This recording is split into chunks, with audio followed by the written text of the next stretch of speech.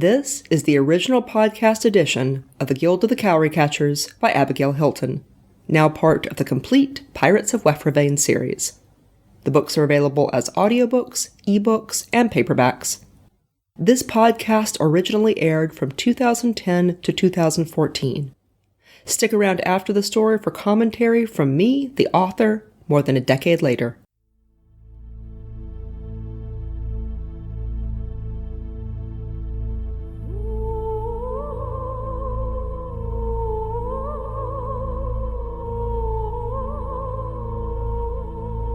The Guild of the Cowry Catchers, a story of pirates in Panamindorah. Written, narrated, and produced by Abigail Hilton. Book 5, Shores Beyond the World. Warning: this novel was intended for people who shop in the grown-up section of the bookstore. If you need to ask whether you will be offended, you probably will. Epilogue, or the next chapter. Nothing was stirring when Gerard and Silvio got back to the ship, with the sun just peeking over the horizon. Gerard suspected the Fang had had a wild night of incoming refugees. Two of the sailors on watch greeted them with excitement and relief, but Gerard only wanted his bed. He was grateful that Silvio didn't try to talk to anyone. When they reached their cabin, Gerard closed the door and leaned against it. The silence beat at him. He felt like he had water in his ears. Silvio tugged on his hand. You fought with her all night, didn't you? Gerard nodded. Why are you staring at me like that? You were dead. Only for a night. He was trying to make a joke out of it.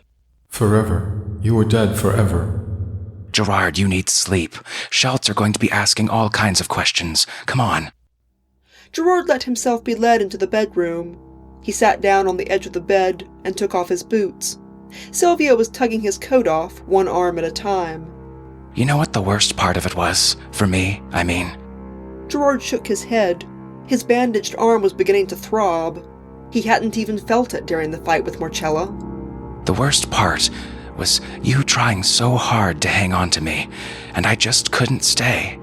You were trying to hold me in my body, and I just couldn't. Gerard nodded. He didn't want to think about that. Being mauled by a griffin? That wasn't nearly as bad as I expected, after he broke my back. Silvio. Gerard buried his head in his hands. Sorry, Gerard. I'm sorry. Lie down. Sleep.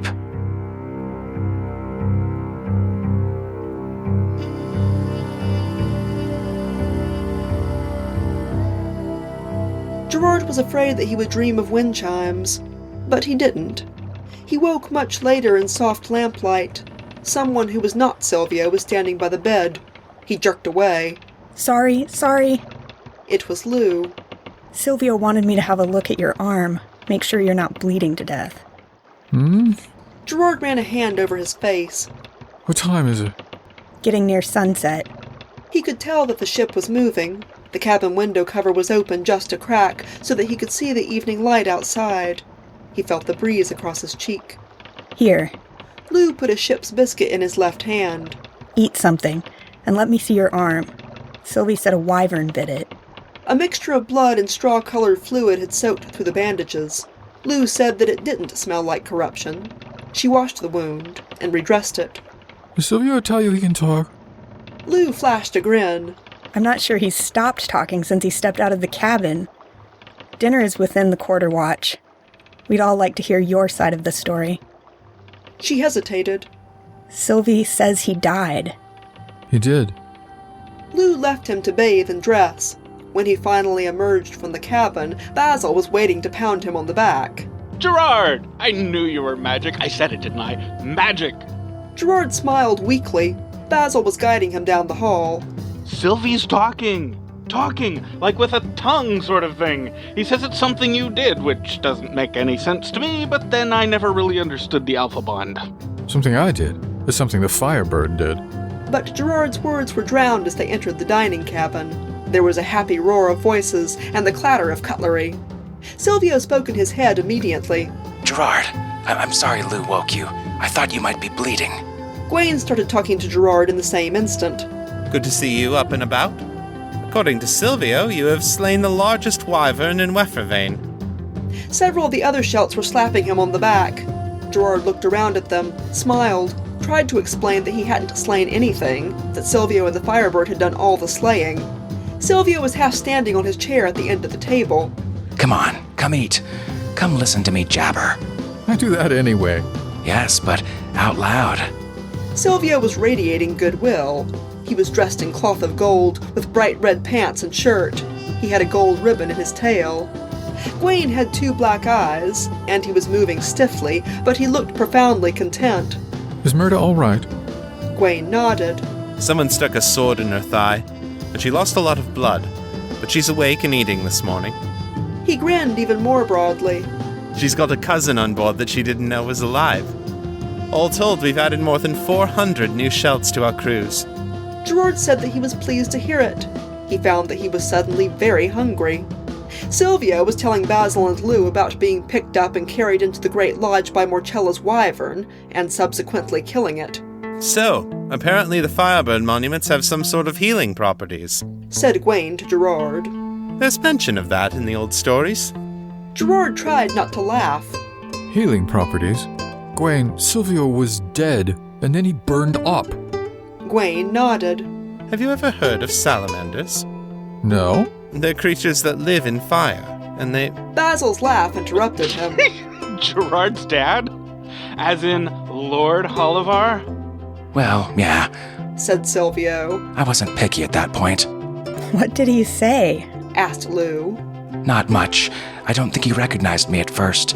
He and Jalil, that's Gerard's little brother, helped get Gerard inside, and then Gerard's eyes rolled back in his head, and I thought he was going to break his back the way he was thrashing.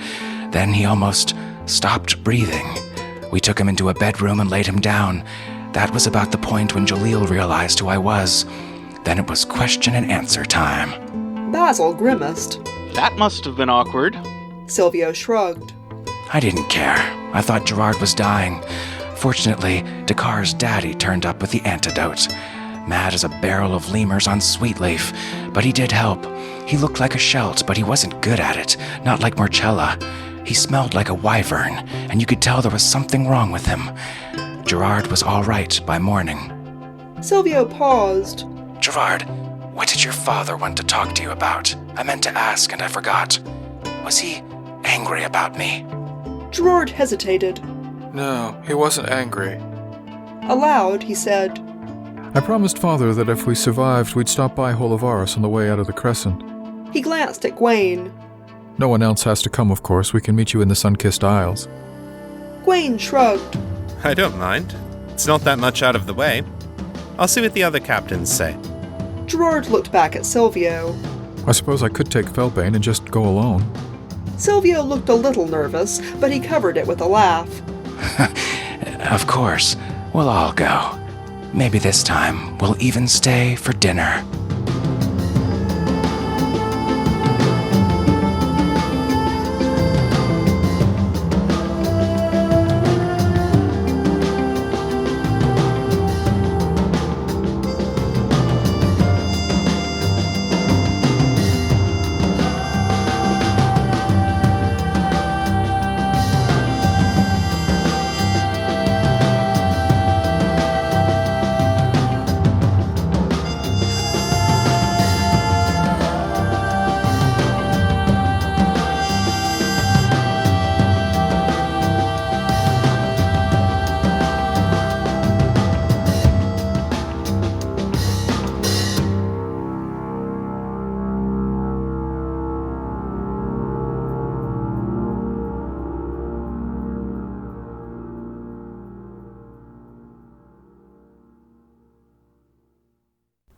You will come with Masia.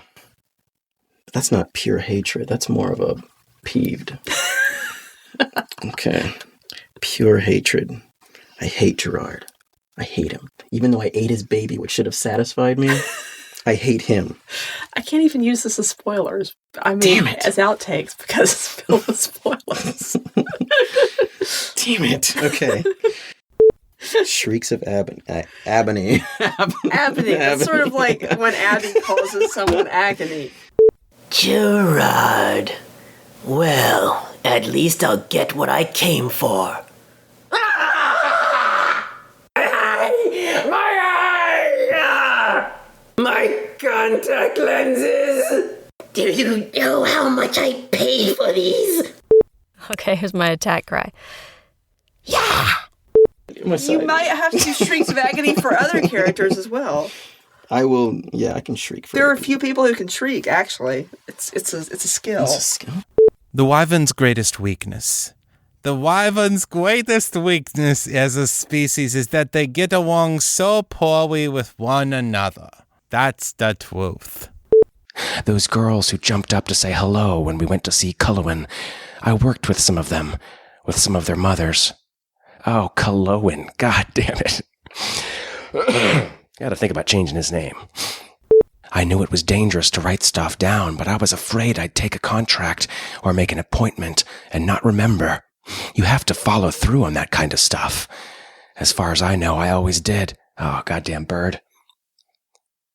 You have to follow through on that kind of stuff. As far as I know, I always did. Jesus, these birds. Gerard remembered something Lou had said about her attempt to tie with Silvio and the... God damn it! Fucking marble. Gerard remembered something Lou had said. There's a marble in the wall. It just keeps rolling back and forth. I hate it. I didn't find that especially peculiar. Damn, are you going around throwing up? Fuck you! Let's try it with the pop filter in place, since I just realized I was not using it. Boy, I've been away from this for too long. At least he told me what you have all been doing. At least he told me what you all have been doing. You all. It's like a Texas thing, right? You know, South. Y'all. You all. Must mean more than 4 people. You all means more than 4 people, right? That's how that works. At least he told me what you all have been doing. Now I've got that southern voice in my head. At least he told me what you all have been doing for the last few months. No, that's going to be hard to get out. At least he told me what you all have been... At first, they sort of liked him, because he dressed a little like you. Speak English with the appropriate pronunciation. What I've been trying to say for a long time, though, is that wyverns see us all as people not reading their lines. Read your lines, Gwaine. And now there is a train coming by. Wyverns and waterspouts, what I wouldn't give for some peace and quiet. With the exception of Dakar, I've never seen a wyvern display anything but disdain and loyalty. Way to go, Gwaine. Read your fucking lines. And the train is still tooting. Lovely. But what I have been trying to say for a long time, though, is that the wyverns see people not reading their lines. Mercenaries from the roughest section of Lelock. Lecklock, and Haplag.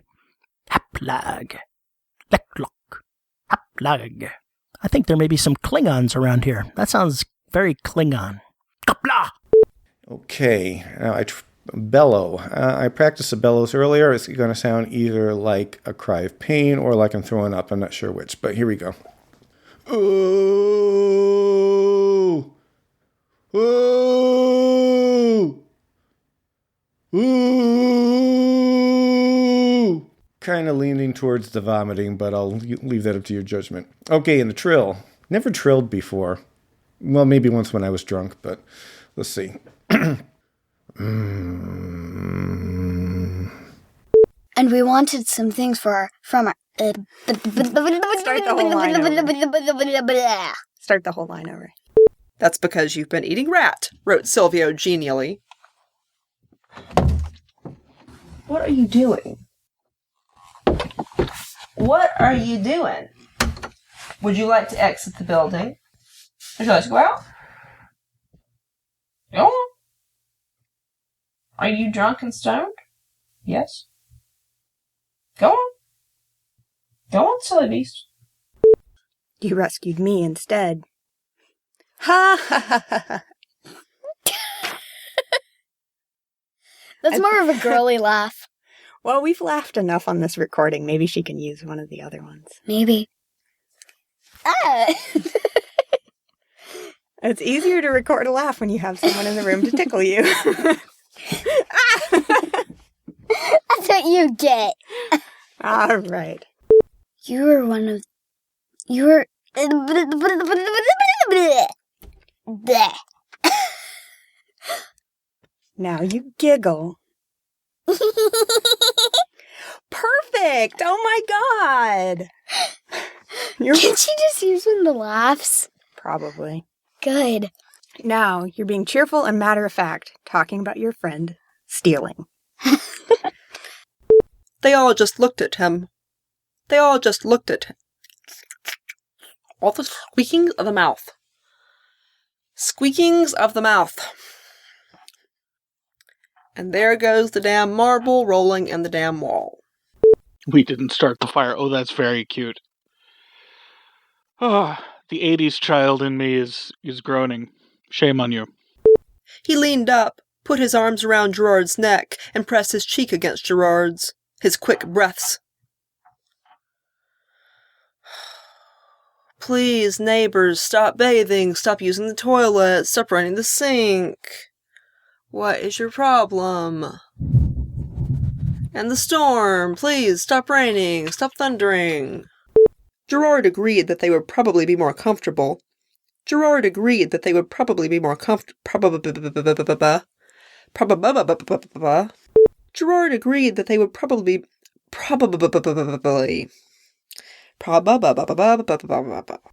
But now there are just too many things I can't do without hands. Kitty, stop sneezing. Kitty, Kitty, stop sneezing. You is ruining the lines. You cannot be in the podcast. No, kitties... Wait a minute, I'm a cat. Kitties can be in the podcast, just not you, because you cannot speak English. Are you done? Gawain, the truth about wyverns. I almost said the truth about Grishnods, but you already know the truth about Grishnods because this story is about one. And here comes the plane. Do, do, do, do. Here comes the plane. And it's noisy. Do, do, do, do, do, do, do, do, do, do, do, do. Gerard spotted a leopard wearing a collar and a bored-looking lion stretched outside someone's door. Spotted a leopard. Oh, that's cute. Gotta fix that. They would not abuse power. They would not misuse power. They would not blow their lines the way I'm consistently doing. And behind one of these was a small table and chairs, where they invited their guests to sit. How about we just leave out that sentence? They call that bit the knot. Who does? Your mom. I don't have many other defenses left, do I? They call that bit the Cleveland steamer. But only in Cleveland, of course. I saw a pair of child's gloves once, made out of that bit of several foxlings. It was 30% off at Filene's basement. It was a steal, really. Although they were anchored in the lee of the island, the seas were still too rough to set up tables on deck. Oh, I have a cold. Also, when I swallow water, it doesn't make noises in my stomach until, 15 seconds later. So you swallow the water, and then you start to read, and then all of a sudden your stomach makes a noise. It's very annoying. And then you start to sniffle. Moving on to Seychelles. Satchel? Satchel? Satchmo. But never called that to her face. Wyvern, you've got two breaths to say something meaningful. Meaningful? Never mind, Wyvern. I'm not scary enough when I can't pronounce words. And wrote the date, very neatly, with as much spit as possible. Gerard rather doubted that they would be swimming the substantial distance to Asia Minor, with spiders, wyverns, with Spiverns, the most deadly beast of all. With spiders, wyverns, and poisonous jellyfish in the water. Lots and lots of talking. Doom, doom, doom, doom, doom. Civil war, doom, doom, doom. Insurrection, doom, doom. Hello, this is Gawain again. Ready to record my thoughts about wyverns. And about the priestess who is hijacking my revolution. Damn that Morchella. That vicious, conniving harridan, who seeks to bring the fawns out from under me and into her command. And yet I have yet to figure out that Morchella is actually the number one wyvern, and also possibly Satan. This is why a materialist is never properly armed for a holy war. Gawain, it is not our job to protect a bunch of Gawain, it is not our job to protect a brunch. This will be the safest brunch ever. Poison testers. Fatless meats. I can't stop laughing about that joke. Brunch. Protect the brunch. Silvio, duck! Silvio, goose! No, wait, you were doing that to Gerard earlier. Never mind. Oh, look, there's a wee picture here. Oh, it's so sweet. I like children's books. Books that aren't for people that shop in the adult section of the library. No. This is for the people that shop in the adult section, the adult picture book section of the library. So Guild of the Cowry Catchers would be before the Kama Sutra, but after the illustrated Bible. Well, no, you know what? That's probably children's books too. You're in our suite of rooms in the Great Lodge on Main Minor. Dang it. Labia Minor, Majora. Or a hunty. What's a hunty? Hey, watch your language, dude. That women really have that word that bothers them. Yeah? It's a word that's rude to women. Oh. This is like that book you were talking about. It's not. It's nothing like that. This is actually in English. Yeah, but see, these are all pronounceable words. The things I sent you was like XWJN with a 9 after it. There's 5 words in my one line I've got to come up with. Oh, okay, so you're uncomfortable because Silvio has a huge erection in this scene. Oh. Oh, wait, that's me reading between the lines. We've been here for 2 days, talking to everyone about how to avoid being overrun by Ocelon and Leopon pirates. Oh my gosh, that erection is really huge. I can't... I'm trying not to look, not to stare, but... This is method acting, by the way. Please. Okay, I was saying something about leapons, because I wanted to leap on that erection. No, I think it's yours, brother. I did clean the wyvern blood and brains off it for you. Unfortunately, they're very acidic, and it melted the sword into a puddle.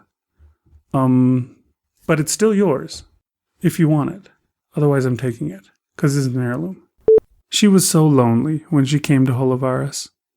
She was used to parties and teas and balls in her mouth. Elizabeth missed her balls. After the operation, she had phantom pains in her balls. Sometimes you feel like a nut. Elizabeth missed her balls. Elizabeth missed her balls. I missed my hunts. Dang it, I can't make it through that now. It's hard once you've lost your balls, you know? Sometimes I'm grateful never to have had them. Gerard, when you showed up in port last time. That last time? That last time, you know, the one when I came over the side and called you a whore. Well, that's right. No, and then Silvio said that he was a whore. Murdered wife a whore. Yeah. Your wife wasn't murdered yet, though. No, but... Because I didn't know she's been murdered. You just spoiled the story for me. Oh. Bastard. Blame you. I've had a few bastards. That's true? You were one of them. Wait, what? Bastard. Okay, so what were you saying? I have never known Gerard to love someone who was not a good person. Except for that one guy. He was kind of a tool. His name was Lincoln. Brian Lincoln. You would have to choose carefully what you said. It would need to be completely anonymous. So don't sign your name at the bottom, okay? Oh, I've got one of those things that puts my name, a signature, at every email I send. You'll want to disable that just this once. I know you like the little dancing banana emoticon thing that you have on there. And the peanut butter jelly time song that goes with it. But just this once. You think you're the only one who can use a sword, Gerard? Peanut butter jelly. Peanut butter jelly. I've sired several bastards. I can use my sword. This was well executed. A pretty trick you played me. I have not had such an interesting summer in decades. The heck is that? Okay, no feline professional wrestling while I'm recording. It makes too much noise. I missed you, Gerard. Jessica Rabbit. Oh my god. Okay. And Sylvia has had it coming for ages, and I said Sylvia, not Silvio. Rosa pobrena, oggi Silvio swezzero. All right. I'm gonna lock you in a box. I don't have a box. Okay, and that would be louder. Quit it. Come here. All right. And Silvio has had it coming for ages. What the hell are you doing now? Gerard! Oh, my cat is pooping. I'm gonna wait till he's done. Did you hear that?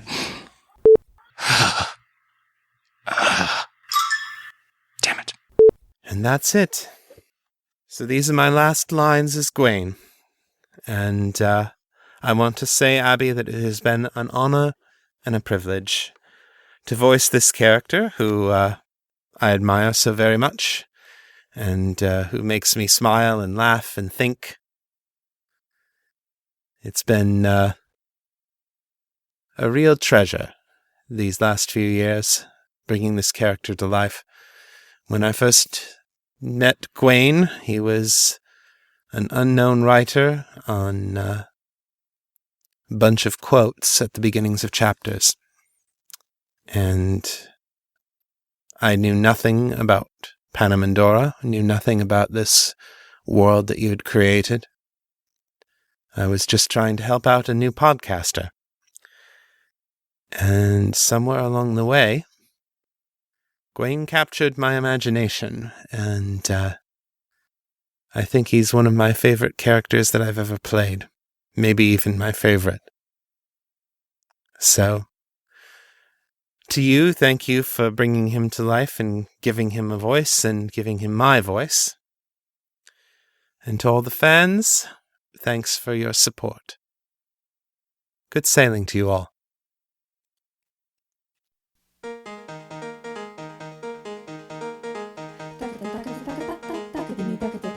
You have been listening to The Guild of the Cowry Catchers by Abigail Hilton. Copyright Abigail Hilton. The ebook for Cowry Catchers Book 5 includes 16 illustrations in ink and watercolor by Sarah Cloutier, as well as 13 portraits by Greensprite and 2 versions of the map by Jeff McDowell. The ebook is available from Amazon, Barnes & Noble, Smashwords, iBooks, and Kobo.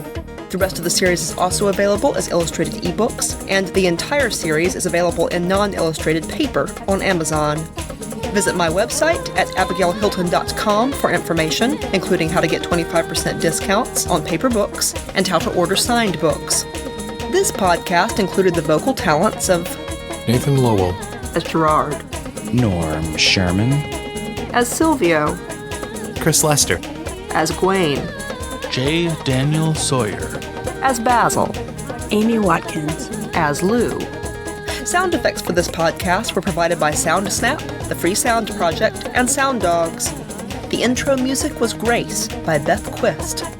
The outro music was Finale, also by Beth Quist. Music for Book 5 of Cowry Catchers included selections from Digital Juice at digitaljuice.com and Kevin MacLeod at incompetech.com. It also included additional music from Beth Quist, Diana Rowan, Jamie Saber, and David Modica, all from magnatune.net. All the music was licensed and used according to the terms of the websites. This is a standard copyright now. This podcast is provided for your personal enjoyment only. You can download and archive the episodes for your personal use. You may not re-upload, mirror, or publicly redistribute the audio files, nor can you alter, remix, or create derivative works.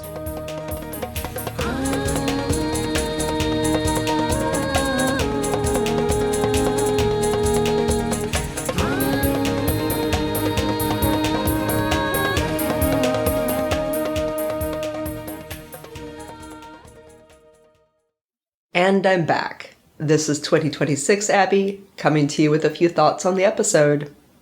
So as I was listening to this, all the audio of us goofing around with each other, goofing around with our friends, voice actors goofing around with their kids, I thought to myself, we had fun, didn't we? We did have fun making this story, this full cast production that so many different people worked on in so many different capacities.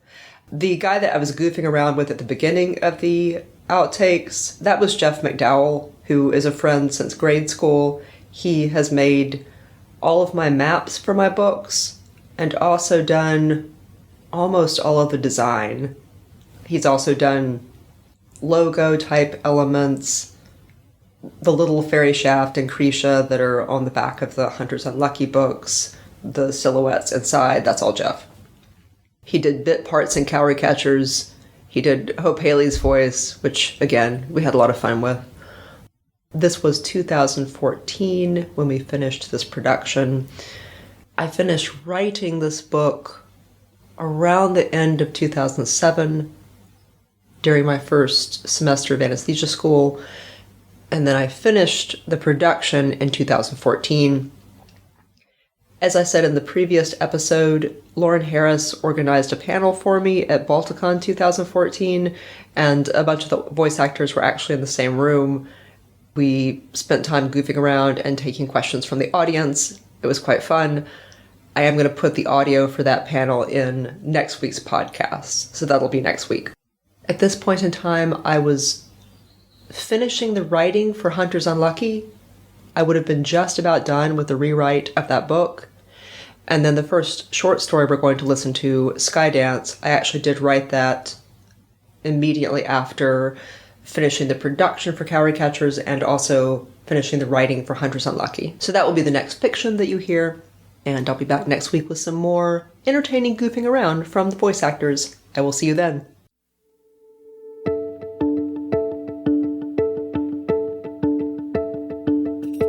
This is Abigail Hilton, and you have been listening to the Pirates of Wefravain saga.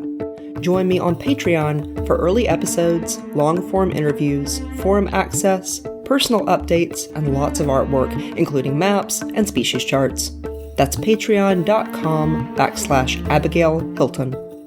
If you want the whole story now with no interruptions and some remastering of the early books for sound quality, you can find the entire series at shop.abigailhilton.com, along with all my other novels. The audiobooks are delivered by BookFunnel.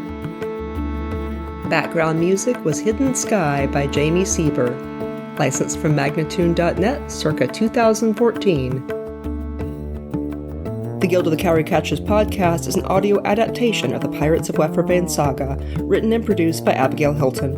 Original production copyright 2010. All rights are reserved to the author.